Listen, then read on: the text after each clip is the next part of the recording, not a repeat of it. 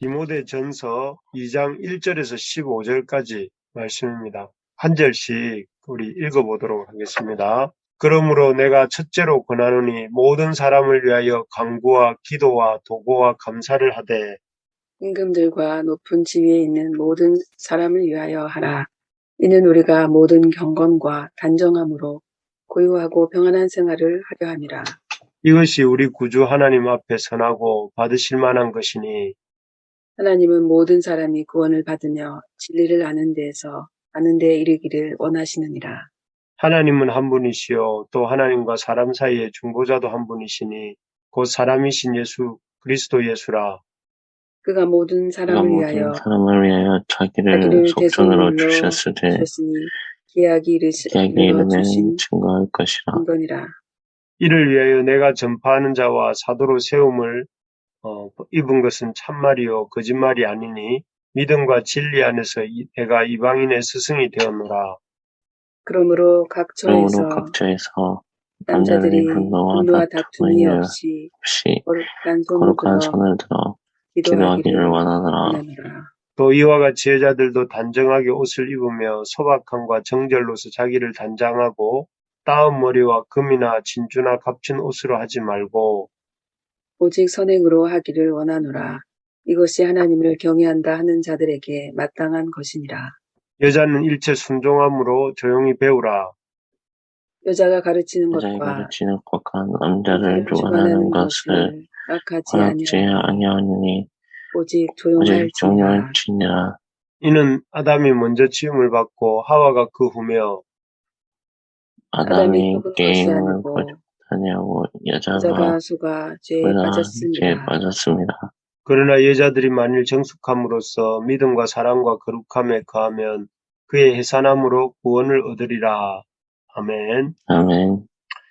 우리가 감당해야 될 믿음의 선한 싸움 이런 제목으로 말씀을 잠깐 나누도록 하겠습니다. 디모데전서는 바울이 로마 감옥에 있으면서 에베소 교회의 영적 지도자로서 사역하고 있던 사랑하는 제자 디모데에게 쓴 목회 서신입니다. 이 편지를 통해 바울은 디모데가 믿음의 선한 싸움을 싸우며 이렇게 부르심의 소명을 잘 감당할 것을 당부하고 있습니다.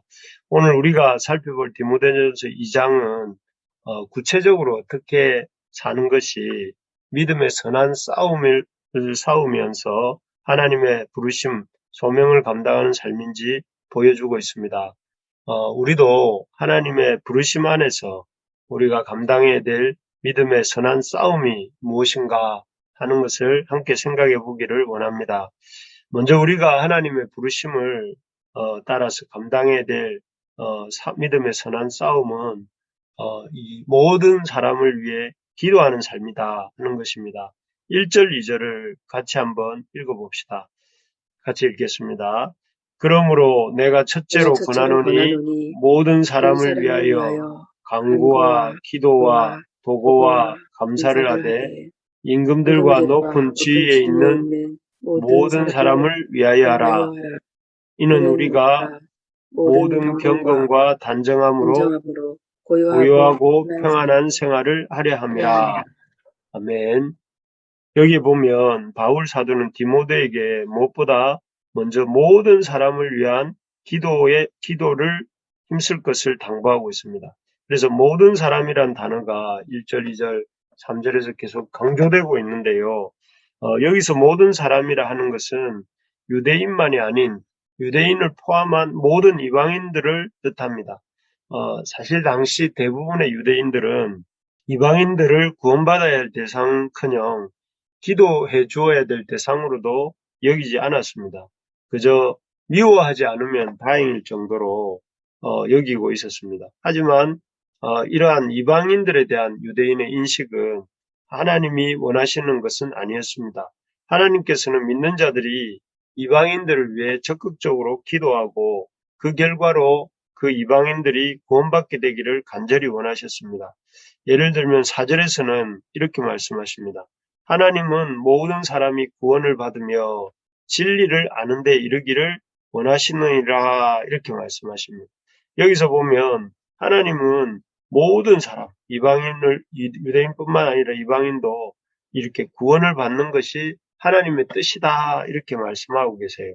또 6절에도 보면 예수님이 자신을 대속물로 주신 이유가 유대인만이 아닌 모든 사람을 위한 것이다. 이렇게 말씀하십니다. 그래서 그가 모든 사람을 위하여 자기를 대속물로 주셨으니 기약에 이르러 주신 증거니라 이렇게 말씀하고 있습니다. 그리고 7절에서도 자신이 전파하는 자와 바울 사도 자신이 전파하는 자와 사도로 세움을 입은 것도 유대인만을 포함한 유대인만을 위한 것이 아니라 유대인을 포함한 모든 사람을 위해서 이렇게 이 자신을 하나님이 복음을 위한 복음의 사도로 세움을 받았다 이렇게 말씀합니다. 그래서 계속해서 어떤 모든 사람 이방인들을 더 이렇게 염두에 두고 이 말씀을 하고 있는 것이죠. 정말 이 사실을 우리가 중요하게 생각해야 됩니다. 하나님께서 이미 믿은 사람만이 구원을 얻는 것을 원하지 않으십니다. 하나님께서는 하나님의 교회 안에 들어오지 못한 사람들 모두가 구원 얻기를 간절히 원하십니다. 그래서 그렇기 때문에 디모데에게 또 우리에게 모든 사람을 위해 이렇게 기도할 것과 모든 사람을 위해서 간구할 것을 이렇게 당부하고 있는 것이죠. 그래서 오늘 우리도 교회 밖에 있는 사람들을 이렇게 품고 그들을 위해 날마다 기도하며 이렇게 나아갈 수 있어야 되겠습니다. 그래서 기회가 될 때마다 교회 밖에 있는 사람들에게 또 이 믿음 밖에 있는 사람들에게 복음을 전할 수 있어야겠습니다. 그래서 우리의 어떤 그 다이어리에 제일 위에 항상 믿지 않는 가족들이나 또 믿지 않는 사람들의 이름이 항상 기도 제목의 상단에 올라가 있고 또 그들을 위해서 이렇게 기도하는 일에 힘쓰는 우리가 되기를 바랍니다. 특히 이 모든 사람을 위한 기도에서 특히 우리가 관심 가져야 될 영역은 임금들과 높은 지위에 있는 사람들을 위해서 위해 기도하는 일입니다. 2절에 나오죠. 임금들과 높은 지위에 있는 모든 사람을 위하여 하라 이렇게 되어 있습니다. 사실 최근 코로나 사태 속에서 우리는 어떤 지도자가 한 나라를 이끌어가느냐에 따라서 그 나라의 운명이 완전히 바뀌게 된다 하는 것을 실감나게 보지 않습니까? 예를 들어서 코로나와 같은 감염병을 가볍게 여기고 대했던 대통령을 지도자로 가졌던 브라질은 형편이 어떻습니까? 제 기억에 6월 기록으로 인구의 10분의 1에 해당하는 2천만 명 가까운 사람들이 코로나에 확진되어서 이렇게 내장할 자리조차 찾지 못하고 쩔쩔맨다 하는 그런 소식을 읽은 기억이 있습니다. 반면에 코로나를 심각하게 생각하고 대처했던 지도자들은 어떻습니까? 지금은 일상 회복을 위한 단계들을 차근차근 밟아가고 있지 않습니까? 어떤 지도자를 만나느냐에 따라서 한 나라의 운명이 한 나라의 결정적 영향을 끼치게 된다 하는 것을 이런 것들을 통해서도 이렇게 보게 되는 것 같습니다. 그렇기 때문에 우리가 이러한 이 참 중요한 영향력을 가진 국가나 또 교회 지도자, 가정의 지도자를 위해서 힘써 기도해야 합니다. 하나님을 경외하는 지도자, 백성을 잘 다스리는 지도자를 우리 나라와 교회 또 우리 가정에 세워주시기를 우리가 계속 기도할 수 있기를 바랍니다. 그리고 참 이렇게 이 가정에서 무엇보다 우리 가정에서 이렇게 아이들과 참 가족들을 이끌어가야 되는 남편을 위해서도 계속적으로 기도해 주시기 바랍니다. 큰 둘째로 우리가 하나님의 부르심을 따라 감당해야 될 믿음의 선한 싸움이 무엇인가 하면은 첫째는 기도하라는 것이었다면 둘째는 공동체 안의 영적 질서를 지키라 하는 것입니다. 우리 11절, 12절을 같이 한번 읽어봅시다. 11절, 12절입니다. 여자는 일체 순종함으로 조용히 배우라. 여자가 가르치는 것과 남자를 주관하는 것을 허락하지 아니하노니 오직 조용할지니라. 이 말씀을 읽을 때 어떤 생각이 드셨습니까? 성경이 참 가부장적이고 반여성적이다 하는 생각을 할 수도 있을 것 같습니다. 정말 성경은 이 권위주의적이고 남성 중심적인 입장에서 이 말씀을 하고 있는 것일까요? 뭐 보통 그렇게들 말을 하죠.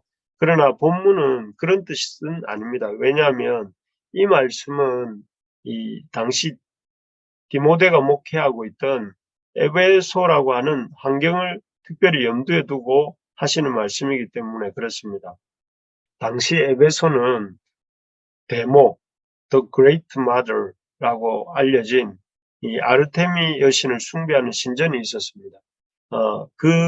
이 아르테미 숭배의 영향으로 그 사회에서는 에베소의 가정이나 교회나 이런 사회에서는 여인들이 이렇게 그 주도적인 역할을 하려고 했던 사회였던 것 같습니다.